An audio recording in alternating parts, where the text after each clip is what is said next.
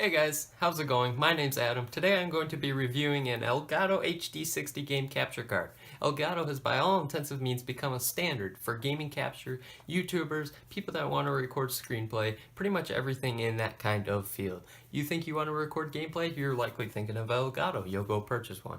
This is personally my second Elgato that I've owned. This model is the HD60, not the HD60S. HD60S does have a few more supported features, which I can't list off the top of my head, but I guarantee they are there. The Elgato HD60 has been a great recorder for me and pretty much many others. You're able to record in 1080p footage off of pretty much anything from an Xbox One to a PC to pretty much anything you can think of. Design-wise, the Elgato HD60 is pretty much entirely made of plastic and has this LED strip on the top which notifies you of events going on basically within the Elgato. It'll flash yellow 2 times, I've noticed, if you plug it into the PC and it is recognized by the PC, to begin recording.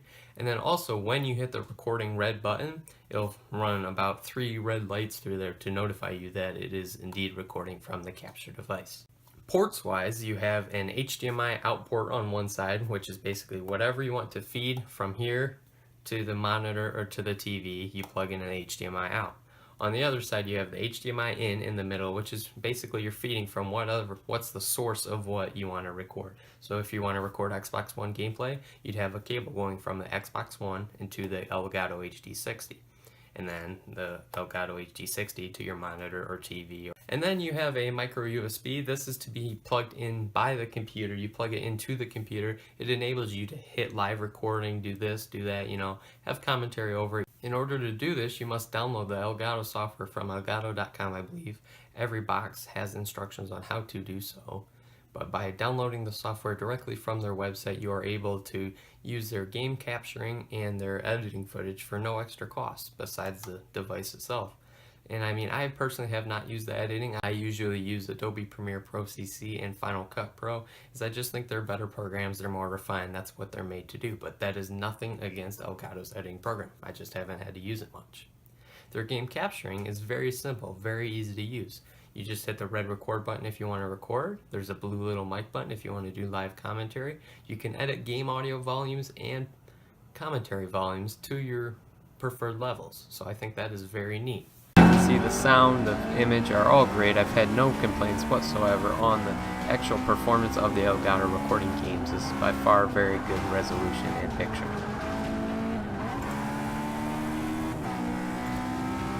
However, a few problems I have had with the Elgato. One of them is specifically getting it to sync and recognize with the PC. I think this has been Elgato's biggest basically drawback with all their devices, it seems, because I haven't had success with multiple ones despite trying different computers, different software, different drivers, pretty much anything under the moon you can think of.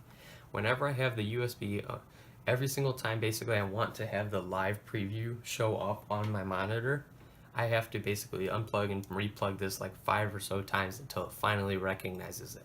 I get the initializing symbol and then I get the generating description, but then since that, it just basically stays black until I unplug it and plug it in like 5 different times. It just takes a while to calibrate, it seems. I'm not sure if that's a Windows 10 issue or if that's just an Elgato driver issue. I've tried it on Mac, I've tried it on Windows, I've tried it on pretty much every PC, every driver, every software, and I am fortunately unable to get this to work. So that has been one of my big drawbacks, because it's kind of a pain. You want to go to record footage and you don't already have it up. You have to plug in, plug out, plug in, plug out, plug in, plug out, until you're able to do so. Besides that though, however, I have had no complaints with Elgato. It does record clear, crisp footage, and I have not experienced any lag in any of my gameplay videos.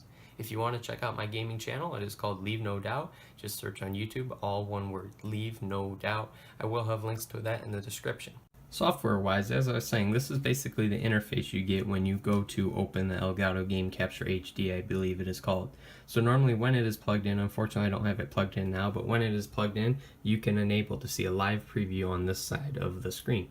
By doing so, it'll show up, your Elgato capture device, whichever one it is. For me, it's a Elgato HD60, and then it's a 1080p if it was recording, and you are able to do live streaming through it. You are able to adjust the game audio, the live commentary if you have a blue microphone or whatever, like this one I've been using recently, which I will have a review on soon, by the way.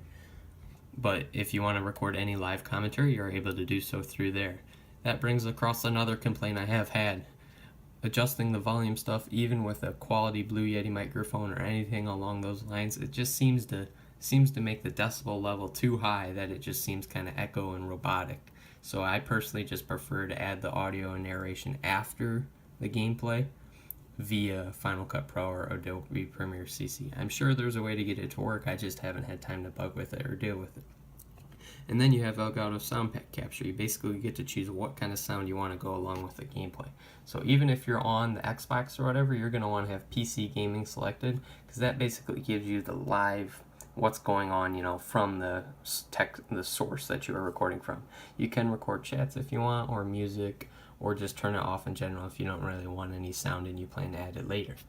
And then finally, as it saves all your videos, you're able to type in a video title, game description kind of thing, just to better help organize it. And then you can edit different kinds of stream commands. You know, if you're live streaming or you want to have somebody in the corner doing that, you're able to do so as well. The red button here, basically to record it, and then you can do live, playback, etc. Shows you how much gigabytes you have free on your OS. Stream button, and then you have commentary right there if you want to choose that, and you are able to mute one or the other if you want to go that route. Editing wise, as I was talking about, I haven't done much with this. This is just a little bit of Forza 6 footage, it appears. You can go through and edit this. It shows all your save files in the corner, you know, the games that you've played, etc. And you can share it directly to YouTube, Facebook, Twitter, email, whatever you may like. I haven't personally had time to mess with it much, but I'm sure it's a decent. Overall, that pretty much sums up my review of the Elgato HD60. I hope you guys enjoyed it. If you did, please leave a thumbs up. Give me any comments, opinions you may have on it. And as always, please subscribe if you want to see more great content. You guys are the best. I appreciate you watching. And this episode is over. Yeah.